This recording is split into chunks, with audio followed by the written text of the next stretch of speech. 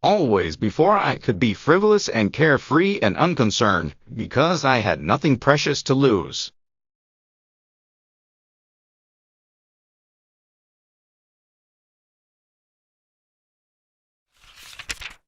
But now, I shall have a great big worry all the rest of my life.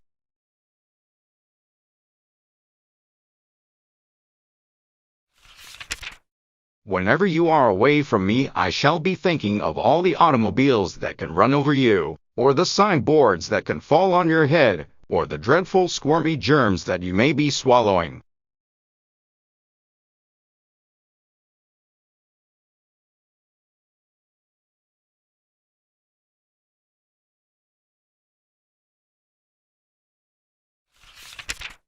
My peace of mind is gone forever, but anyway, I never cared much for just plain peace.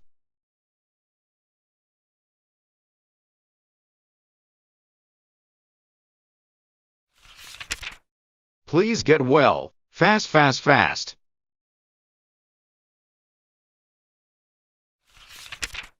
I want to have you close by where I can touch you and make sure you are tangible.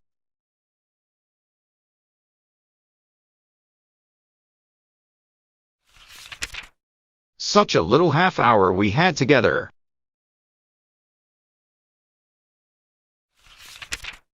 I'm afraid maybe I dreamed it. If I were only a member of your family, a very distant fourth cousin.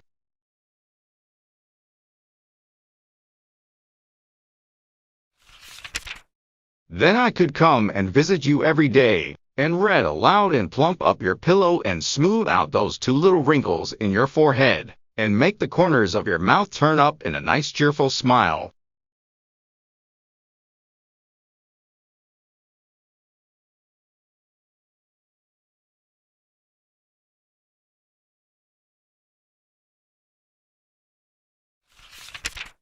But you are cheerful again, aren't you?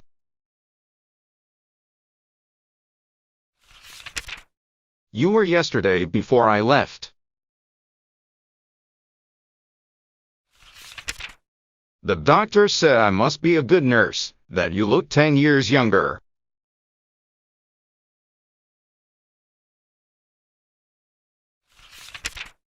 I hope that being in love doesn't make everyone 10 years younger.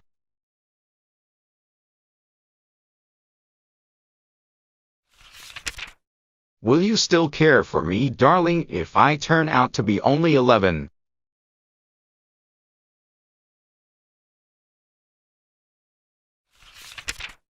Yesterday was the most wonderful day that could ever happen.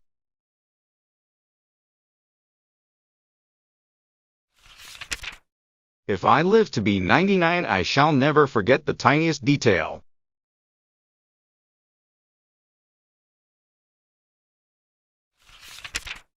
The girl that left Lock Willow at dawn was a very different person from the one who came back at night.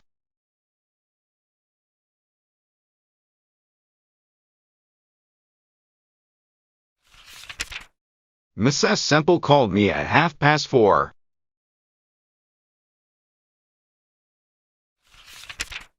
I started wide awake in the darkness, and the first thought that popped into my head was, I am going to see Daddy Longlegs.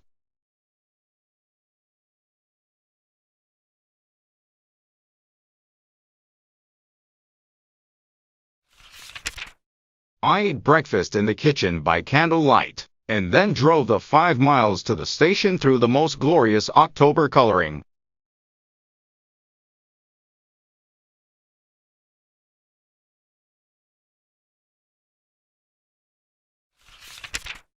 The sun came up on the way, and the swamp maples and dogwood glowed crimson and orange in the stone walls, and cornfields sparkled with hoar frost. The air was keen and clear and full of promise.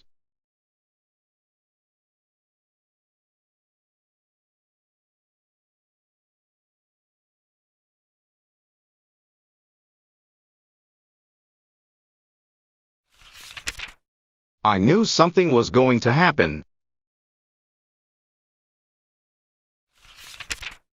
All the way in the train the rails kept singing, You're going to see Daddy Long Legs.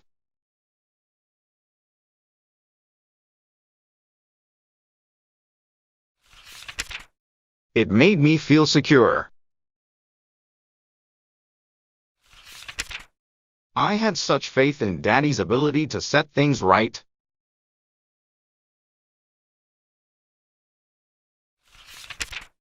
And I knew that somewhere another man, dearer than Daddy, was wanting to see me, and somehow I had a feeling that before the journey ended I should meet him too.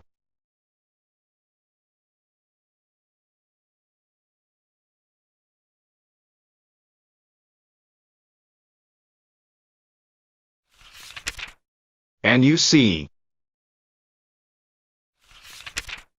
when I came to the house on Madison Avenue, it looked so big and brown and forbidding that I didn't dare go in, so I walked around the block to get up my courage.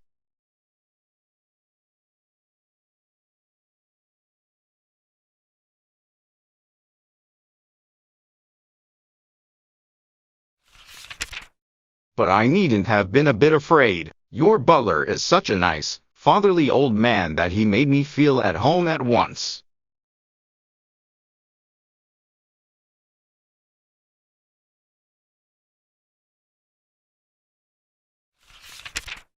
Is this Miss Abbott? He said to me, and I said, yes, so I didn't have to ask for Mr. Smith after all.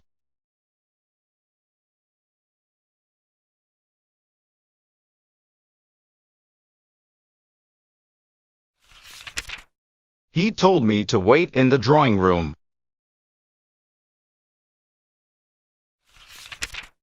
It was a very somber, magnificent, man's sort of room.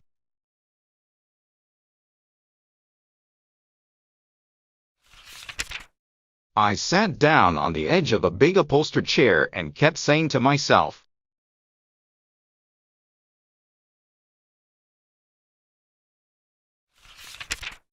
I'm going to see Daddy Long Legs.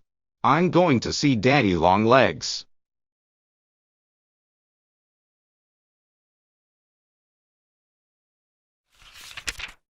Then presently the man came back and asked me please to step up to the library.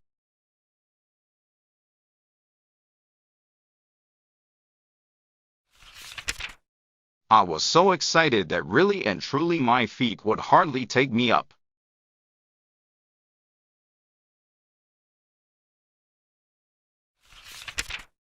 Outside the door he turned and whispered, he's been very ill, miss. This is the first day he's been allowed to sit up. You'll not stay long enough to excite him.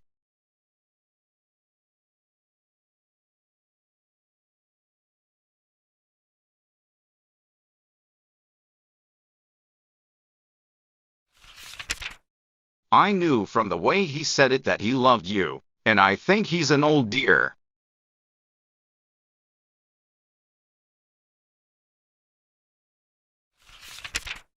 Then he knocked and said, Miss Abbott, and I went in and the door closed behind me.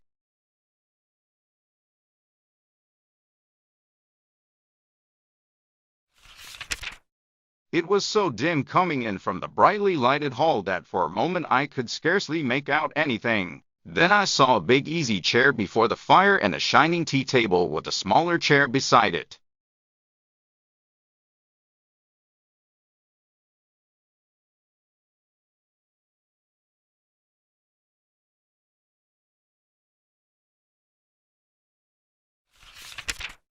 And I realized that a man was sitting in the big chair propped up by pillows with a rug over his knees.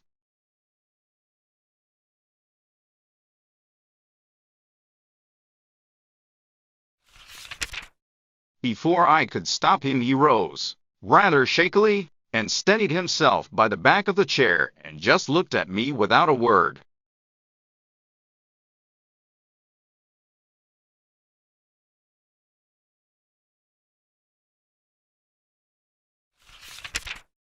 And then, I saw it was you.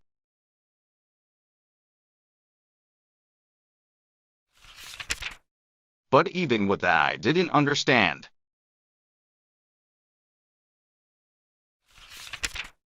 I thought Daddy had had you come there to meet me or surprise.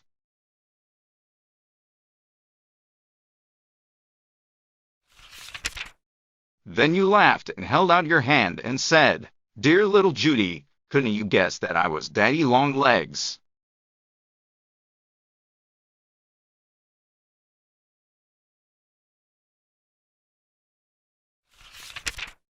In an instant it flashed over me. OH, but I have been stupid. 100 little things might have told me, if I had had any wits.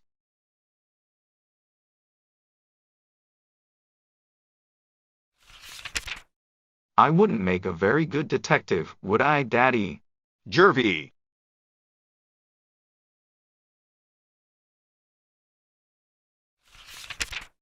What must I call you? Just plain Jervy sounds disrespectful, and I can't be disrespectful to you.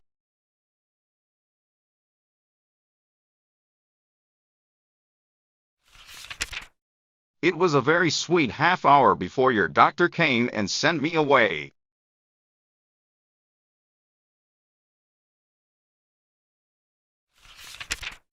I was so dazed when I got to the station that I almost took a train for St. Louis.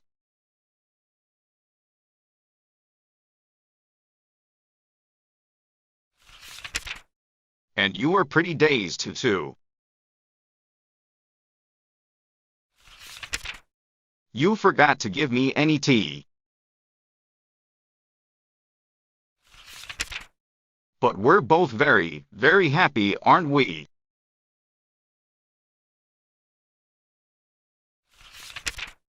I drove back to Lock Willow in the dark, but oh, how the stars were shining.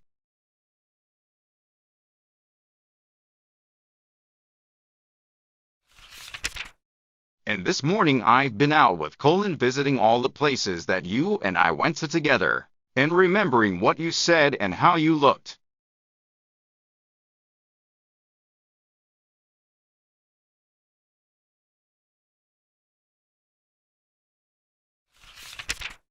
The woods today are burnished bronze and the air is full of frost.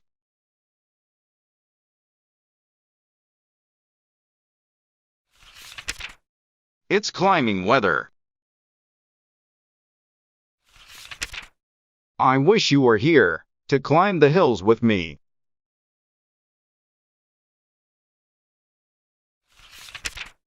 I'm missing you dreadfully, Jervy dear, but it's a happy kind of missing. We'll be together soon.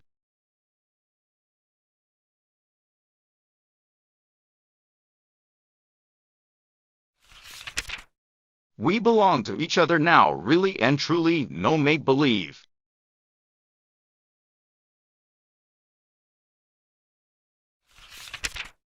Doesn't it seem queer for me to belong to someone at last?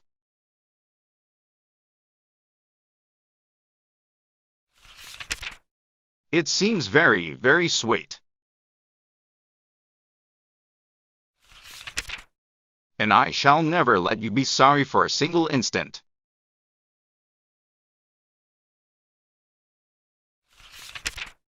Yours forever and ever, Judy.